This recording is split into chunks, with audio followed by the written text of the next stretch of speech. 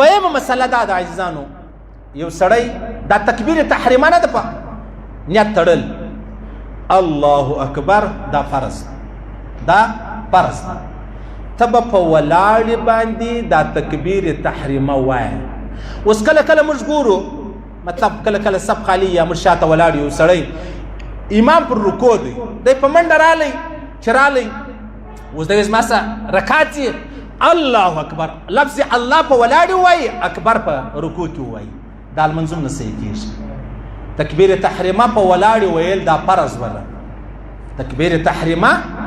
الله اکبر دا په ولاړې ویل فرض و تا نیمه په ولاړې ویل نیمه دې په رکوع کې ویل دا نه صحیح کېږي. لکه رکوع دې ته وایي چې سړی ټیټ سي رکوع وکړي او که دی نسو ټیټ ولاړې سیده سجدې د رکوع صحیح کېږي؟ رکوع نه صحیح کېږي. د هغه رقم د تکبیر تحریمه نسوه صحیح. ته دا لالچ مه کوه چې زما امام هغه دې سلام ګرځوي نه کله کله امام سلام دی په منډه الله اکبر بس اکبر دی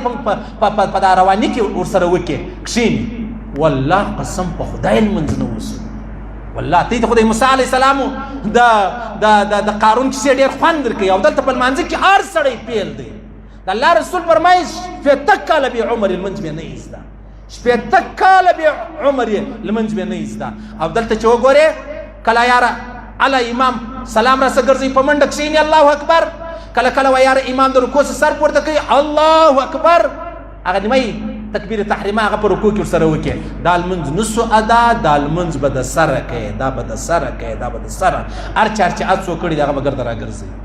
هر چا چې هر څو کړي دي هغه به ټوله دا د لمانځه فرضیات دي د دې بغیر لکه اودس بغیر لمونځ نه کېږي د دا شیانو بغیر هم لمونځ چې دي هغه نه ادا کېږي. دا خو دوه مسلې مهمه مسلې ما در وښولې.